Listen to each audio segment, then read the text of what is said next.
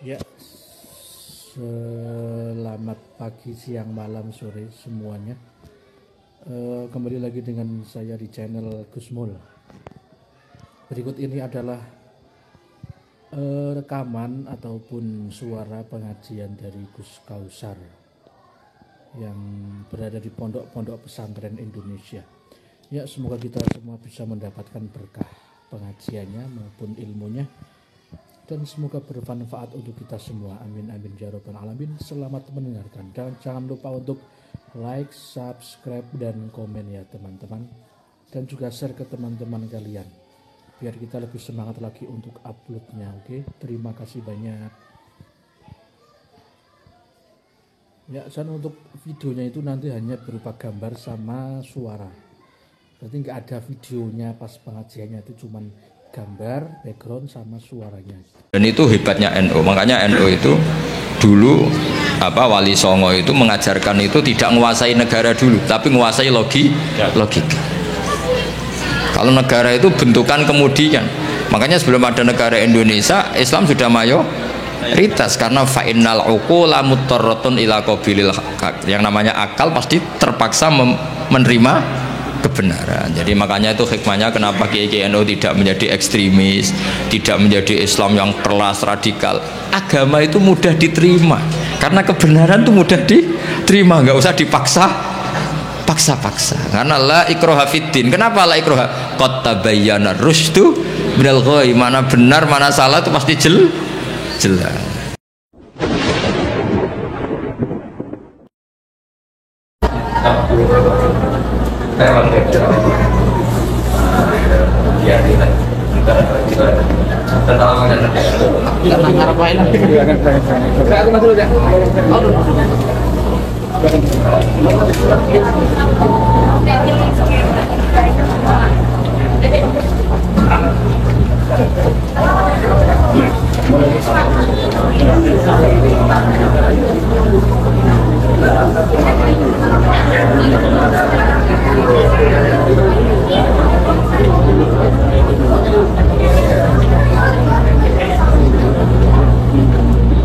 Terima kasih atas sambutan yang telah disampaikan oleh Bapak Edi Konjen.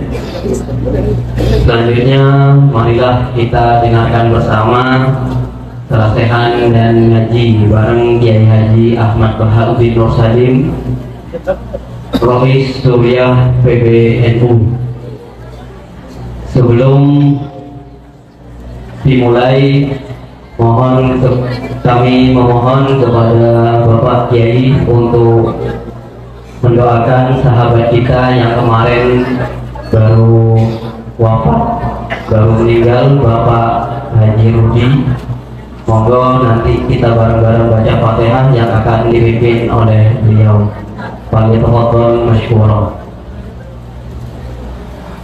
Bismillahirrahmanirrahim. Rasulullah sallallahu alaihi wasallam. Al-Fatihah.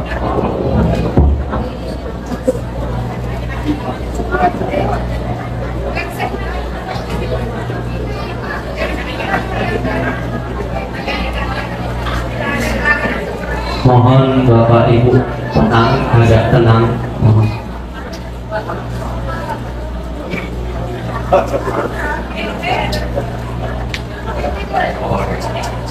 Assalamualaikum warahmatullahi wabarakatuh. Bismillahirrahmanirrahim. Tabarakalladzi nazzala al-furqana ala 'abdihi liyakuna lil 'alamina nadhira. Allahumma shalli wa sallim ala nabiyyina wa rasulina Muhammad wa ala alihi wa sahbihi asma'in, amma ba'du. Yang sangat kita hormati Ketua PCI NU Cabang Arab Saudi Bapak Imron Masudi, Bapak Ekdin Konjen, Bapak Syafaat Khofur, semua teman-teman NU, fatayat muslimat yang saya hormati. Ini acara ngaji apa? Saya tidak tahu ini. Ini penguatan tauhid apa penguatan nasib? Enak ngaji mana ini? Tauhid apa nasib? Nasib. Kalau nasib itu kita semiskin-miskinnya paling nggak lama kok. Setelah mati selesai. Yang jelas jangan miskin setelah mati, itu bahaya itu nanti. Karena biasanya ngajinya ulama-ulama Indonesia itu merileks. Kenapa rileks? Karena hampir semua ulama, baik ulama ahli sunnah maupun yang lain, berpendapat al-uqulu muttarratun ila qabulil haq. Yang namanya akal itu terpaksa menerima kebenaran. Sehingga dalam tradisi aswaja, saya ulang lagi, saya nyebut aswaja bukan ahli sunnah karena selalu ada pergeseran dalam percaturan nama ini. Dulu yang namanya ahli sunnah itu ya ahli sunnah, sekarang kalau kontra Syiah pasti namanya apa? Sunni sekarang. Meskipun di internal Sunni ada yang percaya wasilah, ada yang mengharamkan wasilah. Tapi saya tidak mau mendiskusikan itu. Saya mau cerita bapak-bapak, ibu-ibu, mbak-mbak yang saya cintai, yang saya hormati.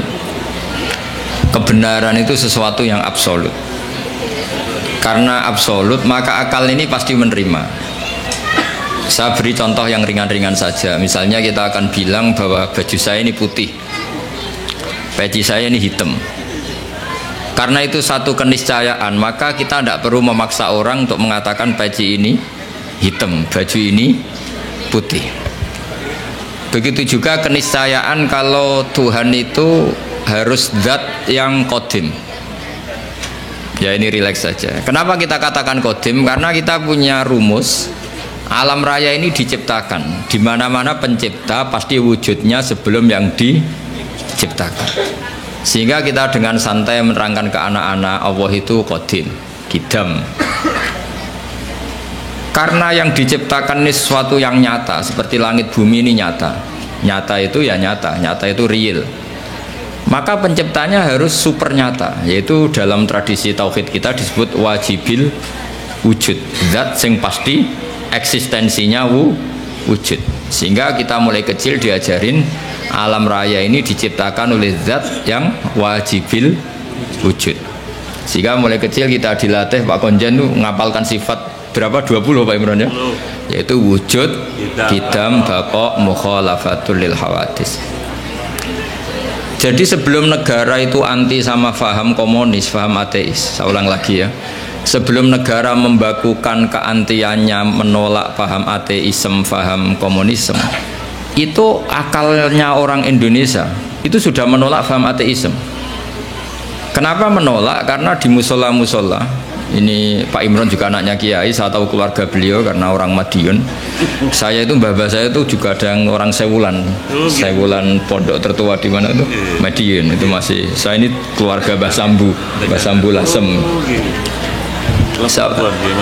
Ya, saya ulang lagi ya. Jadi sebelum negara itu anti faham ateisme, ateisme itu satu faham orang itu anti Tuhan, bahwa alam raya ini tanpa butuh Tuhan.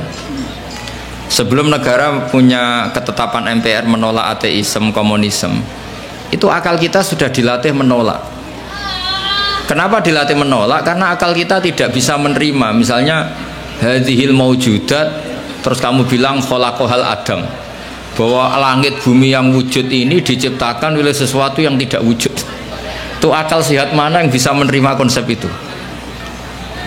Segoblok-gobloknya kita, meskipun kedonyan golek real itu nggak akan terima satu pikiran bahwa alam ini diciptakan oleh ketiadaan. Karena al-adamu la yakhluqu syai'an, yang namanya ketiadaan pasti tidak bisa menciptakan. Yang bisa menciptakan siapa? Ya pasti sesuatu yang wujud. Maka pertama sebelum kita tahu sifatnya Allah yang banyak, yang harus diketahui apa? Sifat wujud. Karena sesuatu yang wujud yaitu alam raya pasti disebabkan oleh yang wujud. Sementara faham ateis mengatakan alam ini dimulai dari ketiadaan. Setelah tiada tahu-tahu ada. Orang dilatih bilang tahu-tahu. Jadi kira-kira kalau ada apa kotoran ayam ini dari mana? Ya tahu-tahu ada. Ada air ya tahu-tahu ada. Kenapa ada jajan? Ya tahu-tahu ada. Itu kan dijak goblok bareng. Maka agama ini tidak boleh jadi penggoblokan, itu tidak boleh. Agama ini li qaumi yaqilun, li qaumi yatafakkarun, bagi yang mau berpikir, bagi yang punya akal. Nah, dengan tradisi penguatan akidah seperti itu, andaikan negara itu tidak membantu kita anti komunisme, Itu akal kita sudah menolak. Akal kita sudah menolak. Tapi alhamdulillah akal sudah menolak, negara juga menolak. Sehingga bangsa Indonesia insya Allah jadi bangsa yang mubarakah, bangsa yang diberkahi. Karena sering ada keselarasan antara keputusan Islam dan keputusan negara.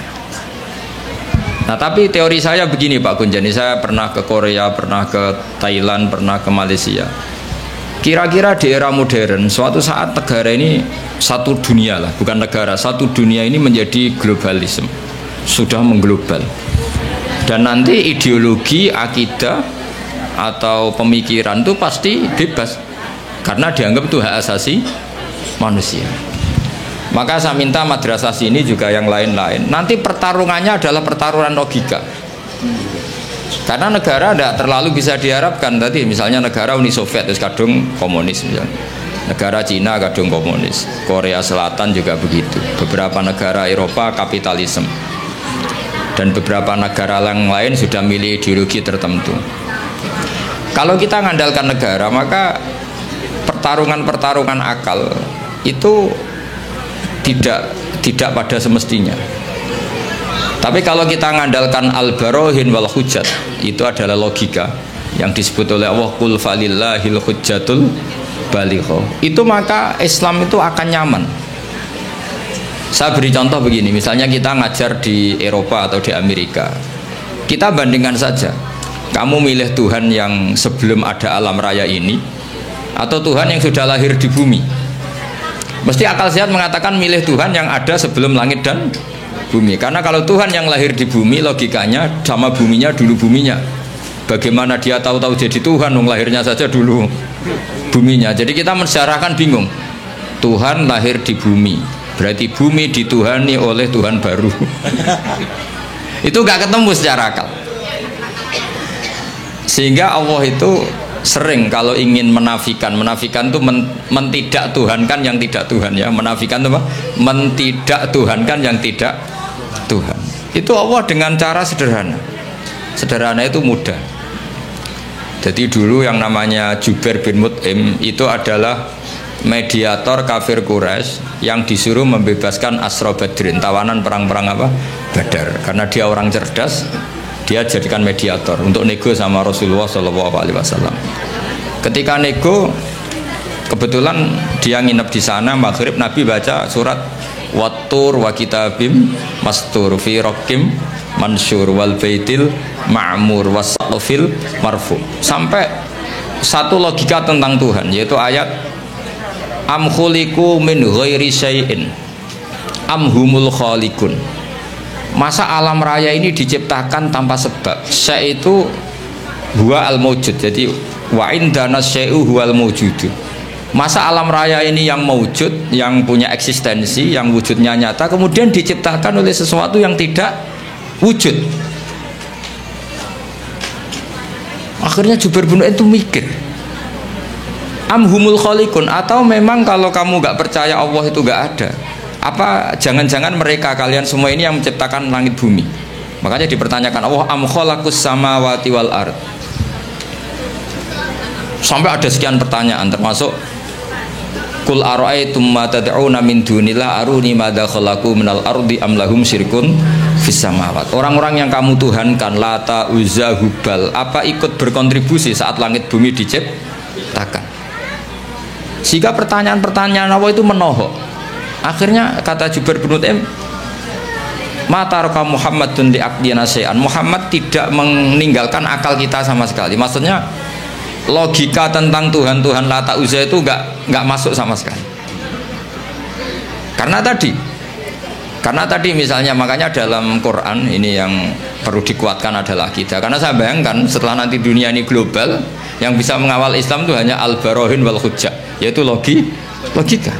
Karena negara pasti punya sistem, misalnya di luar Indonesia atau di luar Timur Tengah, pasti sistemnya kalau nggak ateisme ya kapitalisme.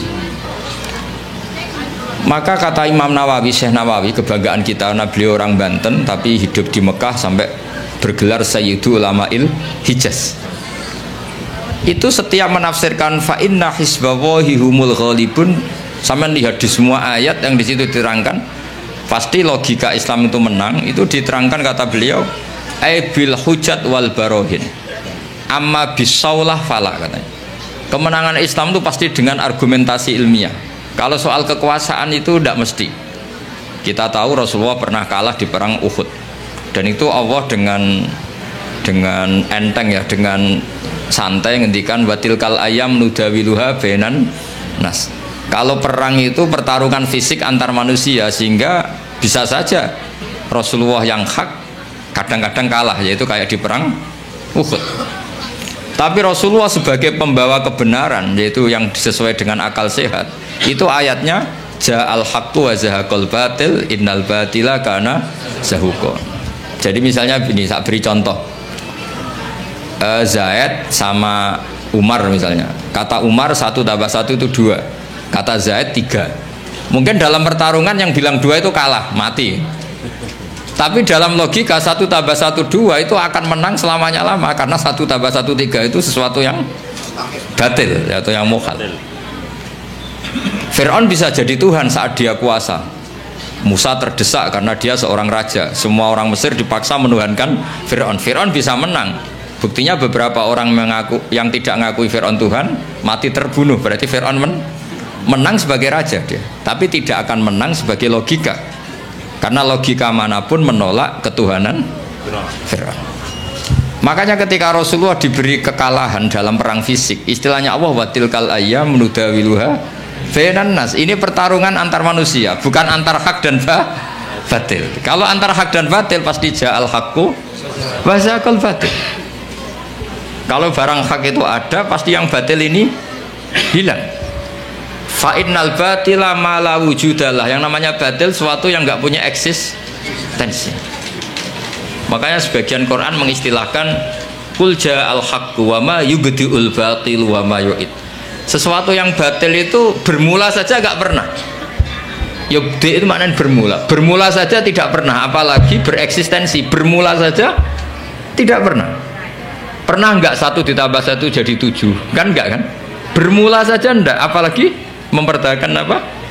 Eksistensinya. Jadi kira-kira Fir'aun ya tidak pernah Tuhan, Namrud ya tidak pernah Tuhan. Begitu juga yang dipertuhankan selain Allah selamanya nggak pernah sebagai Tuhan. Karena apa? Yang dikatakan Tuhan adalah zat yang paling punya pengaruh pada alam raya ini. Tentu harus bersifat qadim. Nah sementara Fir'aun ada tanggal lahirnya, Tuhan-Tuhan yang lain juga ada tanggal lahirnya, bahkan ada tahunnya 2000 berapa gitu. Nah, itu kalau alam raya umurnya 5000 tahun saja sudah bingung Tuhannya, karena dulu alamnya. Sehingga ketika Fir'aun merasa sebagai Tuhan, itu cara mengalahkan Musa itu tidak dengan kekuasaan, tapi dengan argumentasi. Yaitu ketika Fir'aun tanya Musa, lalu kalau kamu punya Tuhan yang lain, Tuhan kamu siapa? Kata Musa, yang menuhani langit bumi, Rabbus samawati wal ard. Fir'aun masih bisa ngeles. Kata Fir'aun, saya sering jalan-jalan, yang dituhankan orang itu saya. Makanya kata Fir'aun, ma'alim tulakum min ilahin ghairi. Setahu saya yang dituhankan itu saya. Soal kemungkinan Tuhan Musa ada di langit, terus dia manggil Haman. Haman itu arsitektur handal. Ya Hamanu bnili sorhal ali ablughul asbab as-samawati fa'attali'a ila ilahi Musa. Haman bikinkan piramida yang tinggi supaya saya bisa melihat Tuhannya Fir'aun. Tuhannya siapa? Musa. Andai kan adu argumentasi ini nunggu piramida jadi, maka Musa akan kalah. Karena setelah dilihat pun Tuhan tidak akan pernah kelihatan. Maka Musa agak mau, kalau pakai logika itu Musa pasti kalah. Tapi Musa pakai logika sederhana yang Fir'aun itu terperanjat dan menjadikan orang sekeliling Fir'aun menjadi mukmin. Yaitu dengan logika Rabbukum wa Rabbu abaikumul awwalin, yang menuhani nenek moyang kamu. Itu kaget Fir'aun. Orang-orang juga langsung jadi mukmin, yang meskipun yaktumu imanah, menyembunyikan apa? Karena logikanya kalau Fir'aun Tuhan berarti buyutnya tanpa Tuhan. Kan zaman buyutnya Tuhannya belum lahir. Berarti ini ada makhlukun yataqaddamu khaliqan, ada makhluk mendahului Tuhan. Sehingga orang-orang terus mikir, oh, Fir'aun geblek tenan, pangeran udah mbah di buyut. Kalau di mbah di buyut berarti buyutnya tanpa pangeran, karena pangerannya datang terlambat. Ya kan Fir'aun kan punya bin. Terus sementara dia yang Tuhan, bapaknya enggak Tuhan, mbahnya enggak Tuhan, buyut-buyutnya. Berarti Tuhan, anak cucu tidak Tuhan. Logika itu tidak masuk. Maka kita mulai kecil di musala-musala diajarkan wujud, qidam, baqo. Logikanya gampang saja. Alam raya ini kadung wujud. Kalau kadung wujud, nggak boleh kita punya rumus ini alam yang wujud diciptakan oleh yang tidak wujud. Itu mbok akal paling nggak waras pun. Ini gimana? Suatu yang tidak wujud berperan pada yang wujud. Pasti nggak masuk akal. Makanya kata Ibnu Hajar Al-Asqalani, penyarah kitab Bukhari, yaitu disebut kitab apa? Fathul Bari Bisyarhil Bukhari. Itu beliau ngendikan salasun mangkunna fihi wajada halawatal iman. 3 hal ini kalau kamu tahu, kamu merasakan, akan menemukan manisnya iman. Itu kata Syekh Ibnu Hajar Al-Asqalani, ngendikannya begini. Wa hadza huwa al-musamma bil iltizat al-aqli. Saya masih ingat. Ini yang dinamakan kenyamanan secara berpikir. Jadi halawatal iman menurut beliau adalah orang yang sampai ke rutbatul iman, ke derajat iman karena kekuatan berpikir. Misalnya begini, kamu bisa tidur gak kira-kira kalau dipaksa oleh satu ideologi yang jadi Tuhan tuh Fir'aun. Dia lahir di bumi, punya bapak, mbah-mbahnya gak Tuhan. Yang mulai Tuhan ya Fir'aun itu. Karena dia Tuhan maka dia pencipta mbah-mbahnya. Padahal dia datang terlambat. Itu otak kamu paksa nerima itu tuh gak bisa nerima. Karena aneh, Tuhan kok datang terlambat. Fir'aun itu Tuhan, tapi lahirnya sama wujudnya dulu bumi yang dituhani. Mesti kamu kan balik loh, podo-podo pangeran aduk bumi ini tidak Fir'aun kan gitu. Nah, beda dengan akidah Islam. Akidah Islam itu yang membuat kita bisa tidur nyaman, merasakan halawatal iman karena alam raya ini diciptakan oleh zat yang lebih dulu ketimbang alam raya ini. Zat ini karena pencipta bersifat super, terus oleh ulama disebut wajibil wujud. Karena pencipta datangnya harus lebih awal timbang yang diciptakan, sehingga zat ini berstatus qadim atau al-awwal. Karena dia pencipta maka dia superior, karena superior tidak terkalahkan, maka zat ini bersifat baqo, wujud, qidam, baqo. Karena zat ini super maka nggak boleh ada kembarannya. Pak Imron saja nggak mau ditandingi apalagi Tuhan. Karena Tuhan itu super, kalau super nggak boleh la syari kalah, harus nggak ada kembarannya, nggak boleh ada 2 matahari kembar, apalagi ini Tuhan, maka bersifat mukhalafatul hadis. Karena wujudnya Tuhan sebelum ada yang lain, maka dia harus nggak butuh orang lain, dan nggak butuh orang lain disebut qiyamuhu binafsihi. Dia harus bisa menjaga eksistensinya sendiri. Nah, sifat-sifat Tuhan seperti itu kita terima itu nyaman sekali, yaitu aturannya jadi Tuhan harus seperti itu. Wong Tuhan kok kalau makan pecel murus, itu kan bingung kan. Misalnya Fir'aun kira-kira kebanyakan pecel Madiun, daerahnya Pak Imran itu ya mules. Kalau mules diobati, kalau diobati terus sembuh. Wah tadi Tuhan lemes sekarang sudah sembuh. Bingung kan kita punya Tuhan seperti itu. Bingung nggak kira-kira kalau punya? Terus kalau ada orang masalah jangan sekarang lapornya, Tuhan masih tidur. Pusing nggak? Punya Tuhan masih, semua masalah di cancel karena Tuhan baru sakit. Kalau HP-nya hilang juga nggak tahu nyari di mana, itu kan bingung semua. Bandingkan Tuhan menurut versi Islam, Allahu la ilaha illa huwal hayyul qayyum. Tuhan itu siapa? La ta'khudhuhu sinatu lana, nggak mungkin tidur, nggak mungkin kantuk.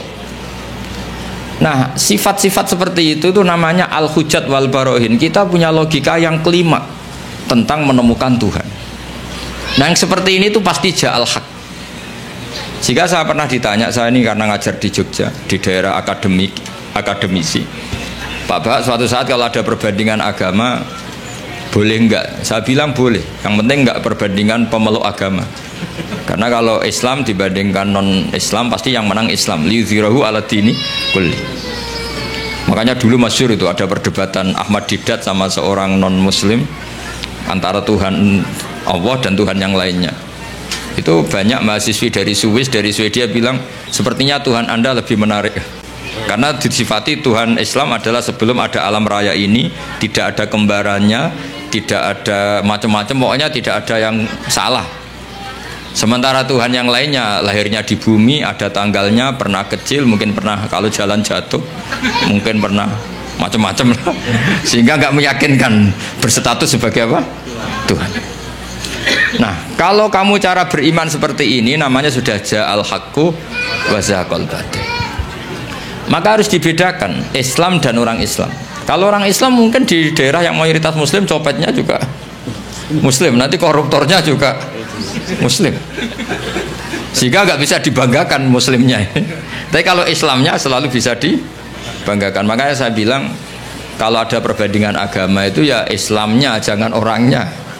Kalau orangnya ya repot, di daerah yang kebetulan malingnya muslim ya muslim, koruptornya juga muslim, pencopetnya nanti juga muslim. Bahkan ada raja tertentu yang mengatasnamakan raja Islam itu selirnya sampai 30. Mana ada Islam menghalalkan sampai 30. Tapi itu kan orang Islam, bukan aturan Islam. Nah itu kan repot. Nah sekarang yang kita sesali kajian agama atau perbandingan agama itu yang dikaji itu orangnya, sehingga kita sering kalah. Misalnya nyuwun sewu beberapa negara tertentu yang mengatasnamakan negara Islam sering perang. Terus itu dianggap cerminan Islam. Padahal Islam rahmatal lil alamin. Tapi kalau orang Islam yang tidak rahmat ya banyak yang selalu suka mendolimi orang lain. Maka kita harus hati-hati mana perilaku seseorang dan mana itu Islam. Sehingga perang itu, perang zaman Nabi itu ada perang nudawiluha bainan nas, perang yang dihitung sebagai manusia. Ada perang yang dihitung bainal haqqi wa bainal batil. Kalau perang itu antara pertarungan benar dan salah, pasti yang menang itu benar. Karena tadi qul ja'al haqqu wa ma yubdi'ul batilu wa ma yu'id. Sesuatu hak itu pasti datang, maknanya pasti punya eksistensi. Seperti putih. Putih ini ya memang putih, punya eksistensi putih. Yang mengatakan ini hitam meskipun dalam pertarung menang, tetap dia kalah. Bisa saja mengatakan baju saya putih itu kalau duel fisik menang yang mengatakan hitam, duel fisik ya. Tapi dia tidak akan menang selamanya karena dia dianggap gendeng. Masa putih dibilang hitam? Paham ya ini logika ini ya? Di sini ada istilah ja'al haqqu wa zahaqal batil. Sehingga Quran itu unik cara ngajari kita berfilsafat. Kalau ada kalimat itu salah itu disebut kata Quran kaburat kalimatan takhruju min afwahihim. Ada satu kalimat atau perkataan yang menjadi kalimat itu karena diucapkan oleh lisan. Allah menyebut kaburat kalimatan takhruju min, seperti sampean bilang bajunya Gus Ba itu hitam. Itu ya satu kalimat, tapi menjadi kalimat karena diucapkan. Tapi iyakuluna illa kadiba, kalimat itu bohong, wong putih kok dibilang hitam. Ada kalimat yang memang menunjuk musamanya. Kalau dalam ilmu mantek, kalimat yang menjadi kalimat karena menunjuk hakikat, itu yang kalimatu hakin. Seperti orang yang bilang baju Gus Ba itu putih, dia menjadi kalimat karena mengatakan sesuatu yang sesuai kenyataan. Sehingga kalimat tauhid disebut kalimatu hakin alaiha nahya wa alaiha namut. Itu satu kalimat yang memang hak, memang nyata, memang yang Tuhan itu Allah. Sehingga yang mengatakan Tuhan itu Allah adalah kalimatu hakin. Tapi yang mengatakan misalnya Fir'aun itu Tuhan, itu disebut kalimatul batil, menjadi kalimat karena diucapkan, bukan karena menunjuk hakikat. Paham ya ini ya? Itu hebatnya Quran melatih kita. Jadi ada kalimat penunjuk kebenaran, ada kalimat menjadi kalimat karena diucapkan. Makanya disebut kaburat kalimatan takhruju min afwah. Sehingga kalimat itu punya problem. Problemnya apa? Yaitu sekali salah awalnya, ini diskusi ringan tapi masalah tauhid. Itu kalau salah awalnya akan salah terus. Sehingga Nabi Adam pertama diajari Allah itu tentang penamaan sesuatu, wa 'allama Adamal asma. Karena semua kemusyrikan itu dimulai dari salah nama. Ya, dimulai dari misalnya gini, zaman kafir Quraisy atau kafir Arab jahiliyah dulu, zaman itu bilang ini Lata, ini Manat, Manat dari kata Manan. Ini berhala pemberi, ini Al-Uzza, berhala yang agung. Coba kalau dari awal dibahasakan hakikat, oh ini batu Ponorogo ini. Pemahatnya Pak Imron dulu dijual ke sini itu kredit. Itu nggak ada sakralnya sama sekali. Karena menjadi sakral atau disakralkan karena inhiya illa asmaun samaitumuha antum wa abaukum, karena kamu salah memberi nama maka ini mendapat posisi. Jadi ini dikatakan al-manan, pemberi, al-manat, al-uzza yang agung. Coba kalau dari awal berhala itu dikatakan apa? Wah ini batu pahatannya siapa ya, harganya berapa ya? Kan sudah ada kepikiran menuhankan. Terus ketahanannya sampai kapan ya kalau sering kena hujan, kena panas? Wah itu kan nggak keren sama sekali. Tapi gara-gara salah nama, awas tuh nak mbok pisoi kualat. Kalau tidak kamu mandikan kualat, kalau tidak kamu sembah kualat. Terus ada teror-teror ini, terus seakan-akan ini Tuhan. Maka semua kesalahan manusia itu dimulai dari salah memberi nama. Makanya Mbah Mun itu gak suka kalau ada nama salah itu. Termasuk beliau ngeritik wong Jawa nak digawe jenenge ewoh. Ewoh itu kan ribet. Mulane akhirnya ribet tenan wong darane apa? Darane apa? Ewoh. Ewoh itu maknane ribet.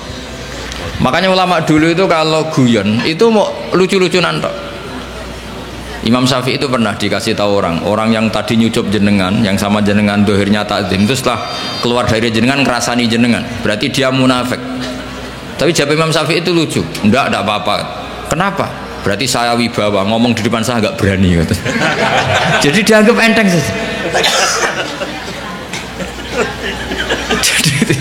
Itu Imam Syafi'i. Diceritain itu sekian orang tetangga kamu itu gak seneng kamu, itu gimana kamu Imam Syafi'i? Baguslah kalau gak seneng saya. Kenapa? Oh nak seneng malah utang katanya. Masyhur itu makalah Imam Syafi'i. Waman asa ilaika faqat atlaqaka. Orang yang berburuk sama kamu itu artinya membebaskan kamu. Coba orang yang gak seneng kamu pernah gak pinjam mobil? Gak pernah kan? Utang duit? Gak pernah. Justru yang seneng-seneng itu yang tuh kadang-kadang pinjam. Jadi Imam Syafi'i itu nanggapi dunia itu enteng saja, karena dia tahu bahasa yang benar itu tahu. Jadi enteng. Ulama dulu itu gampang. Ada seorang ulama dulu dia kaya, temannya banyak, ketika miskin jadi tukang panggul pasar, temannya tidak ada yang main ke situ. Diprovokasi sama temannya, sudah kamu miskin nggak ada yang jenguk, berarti kamu dilupakan teman-teman kamu. Jawabnya apa? Baguslah kalau teman saya lupa saya. Kenapa? Kalau mereka ingat terus melihat saya jadi tukang panggul pasar, betapa malunya saya. Baguslah kalau lupa, jadi miskin saya nggak jadi tontonan. Jadi ulama dulu tuh segampang itu. Karena ilmunya banyak, jadinya melihat fakta itu gampang saja. Ada pembantunya Abu Yazid Al-Bustami itu dikasih uang kira-kira mungkin ya 20 real itu, suruh beli daging, ternyata dagingnya harganya 50 real. Ini nggak cukup, daging naik mahal, maka uang ini nggak cukup. Jawabnya Abdul Qasim Al-Junaidi, Abu Yazid arkhisu hubistarki, jadi arkhisu hubitarki, ya bikin murah saja. Loh 20 aja nggak cukup, oh dibikin murah. Ya menjadi mahal karena kamu ingin beli. Kalau nggak ingin beli kan tidak mahal, ya sudah nggak usah beli.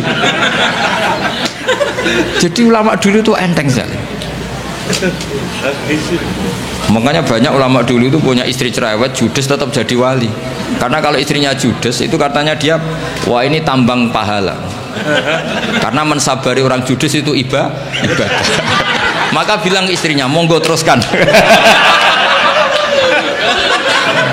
Nah selama ini kan enggak, kalau istri kita judes kita bilang, wah ini kita lelaki kok dimarahin istri, harga diri kita itu berpikir yang salah. Ini tambang pahala. Tambang apa? Dan kalau judes itu bagus. Kalau rukun malah minta belanja, malah mahal itu. Coba kalau sedang mesra itu mintanya istri apa? Belanja kan? Murah mana? Pas marah sama pas rukun? Biayanya itu. Murah mana? Pas neng-nengan sama pas harmonis? Mahal mana? Mahal pas harmonis.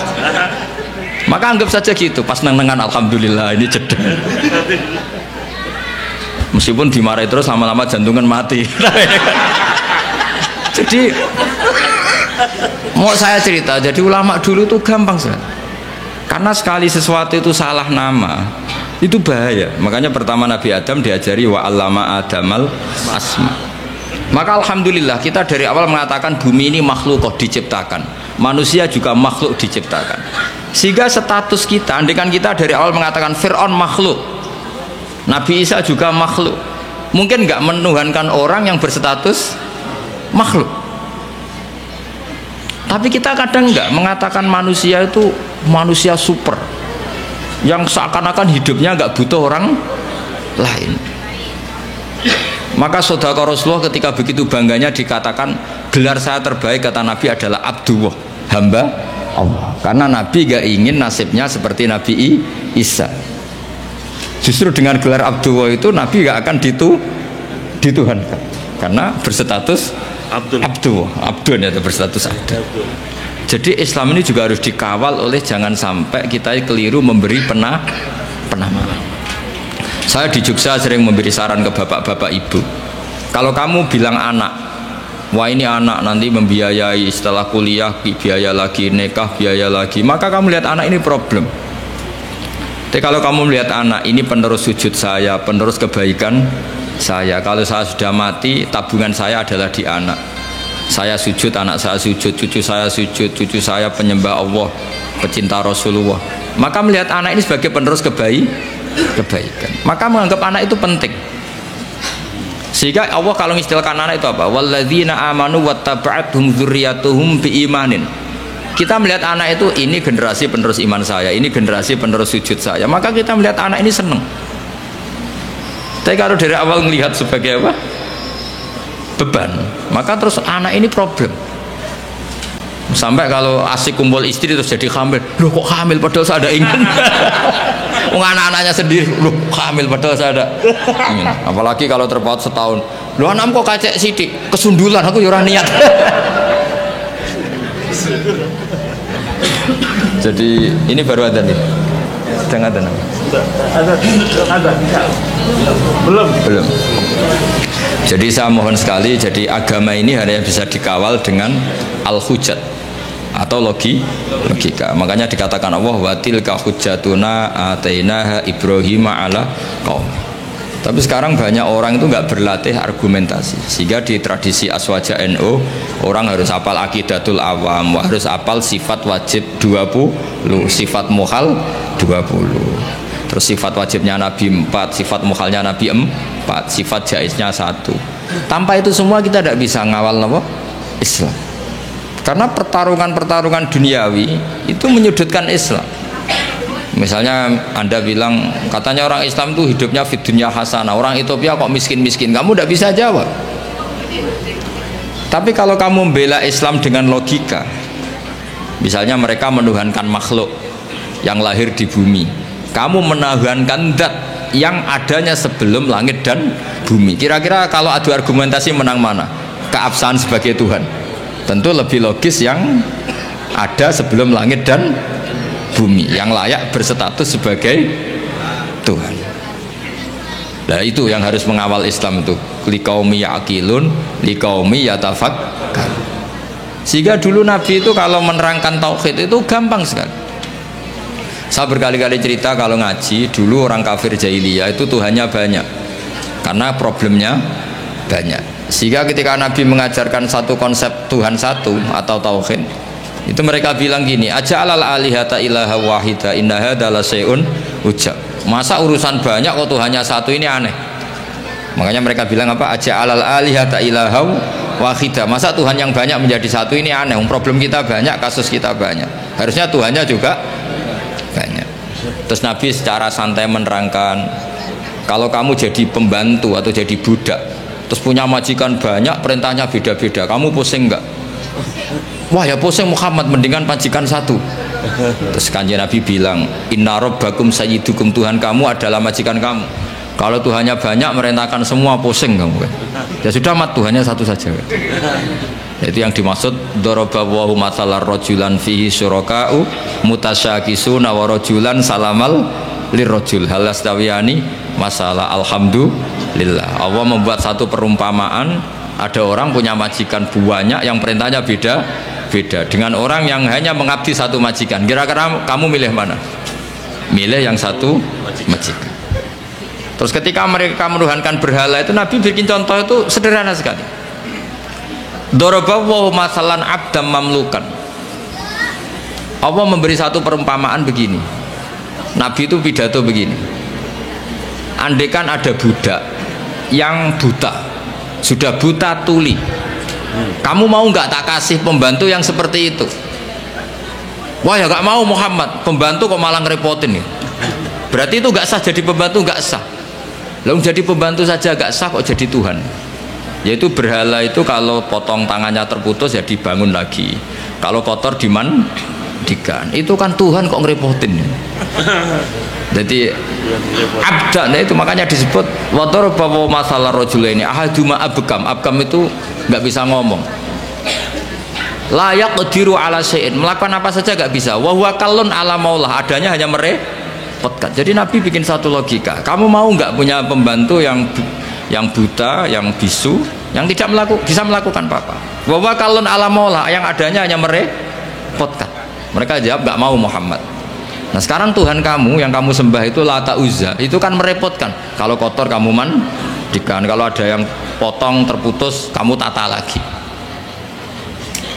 Itu logika.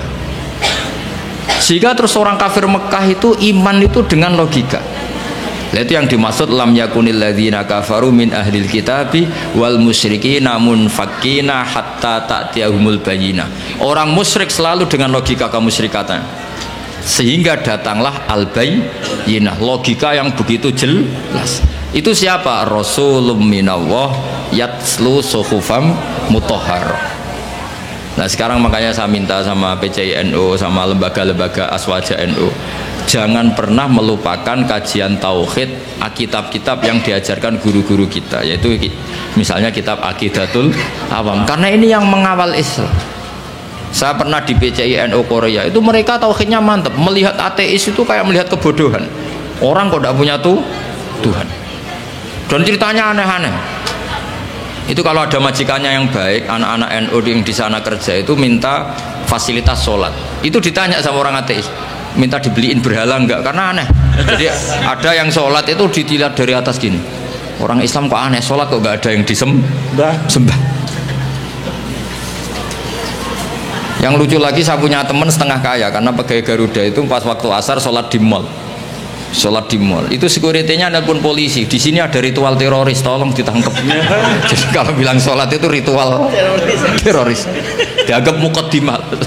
Jadi sholat dianggap muqaddimah sebelum ngebom. Coba ya. Tapi mereka bersemangat menghidupkan Islam. Saya pernah di PCNU Korea. Karena apa? Logika zaman dia kecil bahwa Tuhan itu harus wujud dan harus qadim, dan Tuhan itu begini-begini. Nggak mungkin alam raya yang wujud ini diciptakan oleh sesuatu yang tidak wujud. Faham? Ateis itu kan super tidak masuk akal. Masa alam raya ini diciptakan oleh ketiadaan? Coba kalau kamu logika, hadhil maujudat khalaqahal adam, sesuatu yang wujud ini penciptanya adalah ketiadaan. Itu kan stres semua itu santri kamu nanti. Ini ajaran apa gitu. Tapi kalau Islam kan mengajarkan hadhil maujudat khalaqaha wajibul wujud. Wujud ini diciptakan oleh zat yang super wujud. Kan enak di akal itu. Nah kalau sudah enak begitu disebut wajada halawatal iman. Kamu menemukan nikmatnya iman, atau yang disebut al-iltidzat al-aqli, kenyamanan cara berpikir. Dan itu hebatnya NU. Makanya NU itu dulu Wali Songo itu mengajarkan itu tidak menguasai negara dulu, tapi menguasai logika. Kalau negara itu bentukan kemudian. Makanya sebelum ada negara Indonesia, Islam sudah mayoritas, karena fa'innal uqula muttarratun ila qabilil haq. Yang namanya akal pasti terpaksa menerima kebenaran. Jadi makanya itu hikmahnya kenapa Kiai NU tidak menjadi ekstremis, tidak menjadi Islam yang keras radikal. Agama itu mudah diterima, karena kebenaran itu mudah diterima, nggak usah paksa. Karena la ikraha fiddin. Kenapa la ikraha? Qad tabayyana rusydu minal ghayy. Mana benar mana salah itu pasti jelas. Ya saya kira demikian. Assalamualaikum warahmatullahi wabarakatuh.